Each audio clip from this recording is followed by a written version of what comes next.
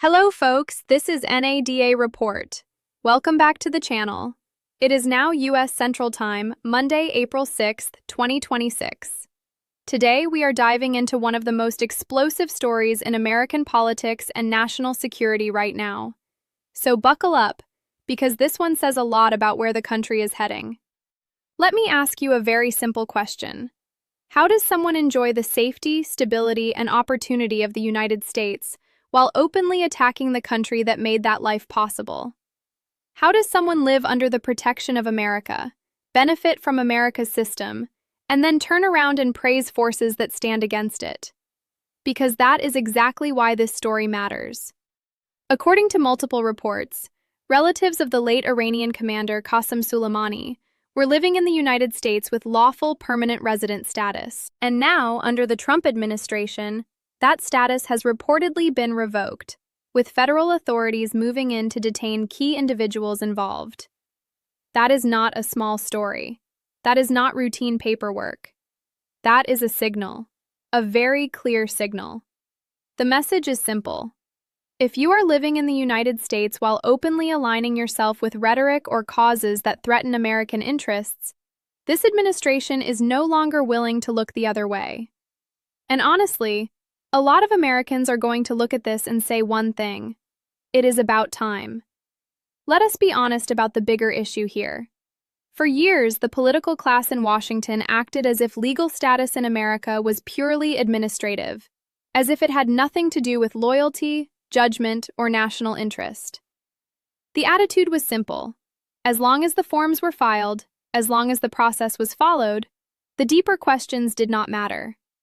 But in the real world, they do matter, because a country is not just a marketplace.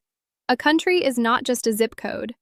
A country is not just a place where anyone can arrive, collect the benefits, and then openly attack the values, security, and institutions that hold it together. A country is a nation. It has a history, a flag, a public trust, and a right to defend itself. And that is why this story hits such a nerve. The reports say that Secretary of State Marco Rubio signed off on actions targeting Soleimani's relatives, including the revocation of green card status. ICE then reportedly moved to take those individuals into custody. Other relatives tied to senior Iranian political figures were also reportedly blocked from entering the United States. If that is accurate, then this is not just an immigration action. It is the start of a larger posture shift. It means the Trump administration is treating lawful status not as an automatic shield, but as a privilege connected to national security and the public interest. And frankly, that makes perfect sense, because permanent residency is not supposed to mean total immunity from consequences. It is a privilege granted by the United States. And any privilege granted by a sovereign nation can be reconsidered if the government believes the person's presence no longer serves the national interest. That should not be controversial. That should be common sense. Now here is what makes this case especially striking. Qasem Soleimani was not some minor official. He was one of the most recognizable symbols of Iran's anti-American power structure. He was seen by many as a central figure in a regime and military network that directly opposed the United States and its allies. So when relatives of a figure like that are able to live inside America, enjoy lawful status, and reportedly express hostility toward the country at the same time, people naturally ask an obvious question. Why exactly is America expected to tolerate that? Why should the United States serve as a comfortable base for people who openly reject its interests and values? Why should ordinary Americans be told that this is normal? It is not normal. It is a symptom of a political culture that has spent too many years being afraid to draw clear lines. That is why this case feels bigger than the individuals involved. It represents a deeper argument about what America is willing to defend. Under President Trump, the answer is becoming clearer. The administration is signaling that if you want the benefits of living in the United States, you cannot at the same time promote the worldview of hostile regimes or celebrate rhetoric that undermines American security. That does not mean every disagreement becomes a deportation matter. That does not mean ordinary criticism is forbidden. But it does mean there is a line.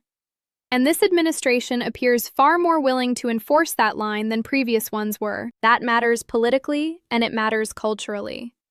Because millions of Americans have felt for a long time that their leaders were far more concerned with appearing tolerant than with protecting the country itself. They watched Washington become obsessed with process, image, and legal technicalities, while questions of loyalty, national interest, and security were pushed aside. This case turns that pattern upside down.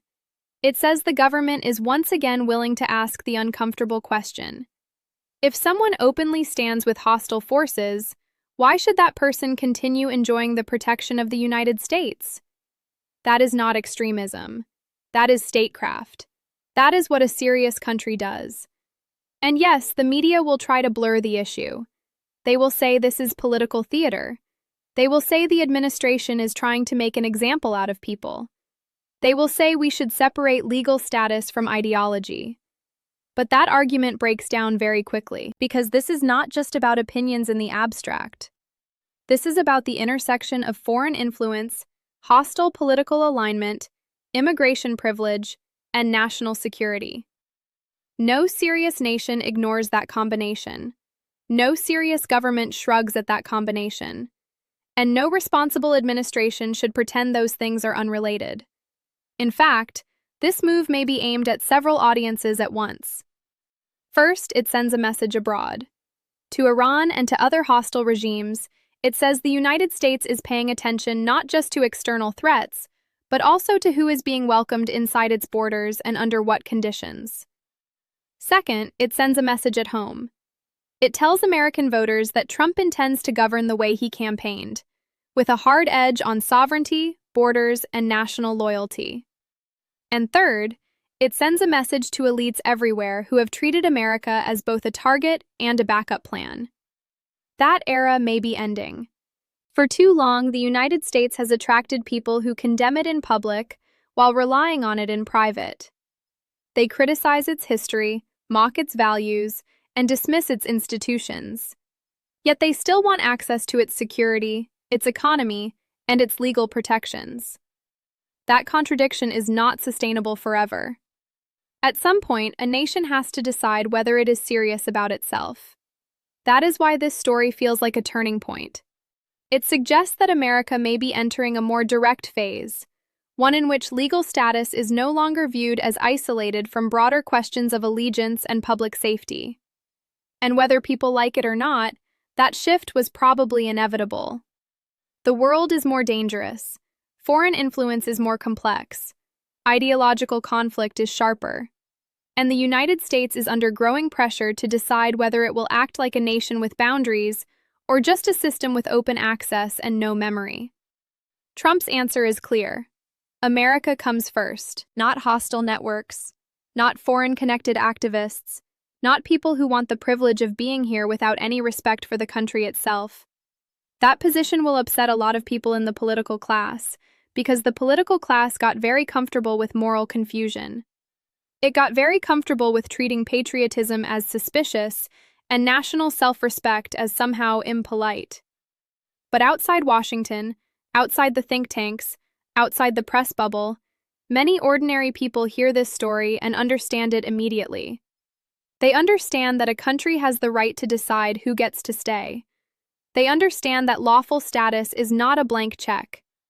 They understand that if someone ties themselves to rhetoric or causes openly hostile to America, the government has every right to reassess whether that person belongs inside the national community. That is not cruelty. That is responsibility. That is what borders mean. That is what sovereignty means. And that is what leadership looks like. Now, is this the last case of its kind? Probably not. If anything, this could be the beginning of broader scrutiny. It could mean the administration is preparing to look more closely at individuals connected to hostile governments, extremist rhetoric, or foreign power structures who also hold some form of status inside the United States. If that happens, the debate is only just beginning. But from the administration's point of view, the principle seems straightforward. America should not function as a safe and comfortable platform for people whose public posture is openly aligned against American interests. That is the core issue. Not symbolism, not optics, not a media narrative. The core issue is whether the United States still has the confidence to defend itself not only from military threats abroad, but from ideological and political contradictions within its own system. This case suggests that confidence may be returning, and that is exactly why it is drawing so much attention. Because in one move, the Trump administration has reignited the biggest question in Western politics. Does a nation still have the right to protect its identity, its security, and its public trust? Trump's answer, once again, is yes. A very firm yes. And whether people support him or oppose him, they should at least be honest about what this moment represents. This is not just an immigration headline. It is a test of whether America still believes it has the right to set standards for belonging. That is why this story matters. That is why it resonates. And that is why so many people are watching what happens next. This is not a report. We will continue tracking this story and all the developments that follow, because this is about more than one family or one decision. It is about whether the United States is entering a new era of harder lines, stricter standards, and a more unapologetic definition of national interest. If you think America has every right to protect its borders, its security, and its national loyalty, leave your thoughts in the comments. And do not forget to subscribe, hit like, share this video, and stay with us for more sharp analysis on the stories that matter most. See you in the next one!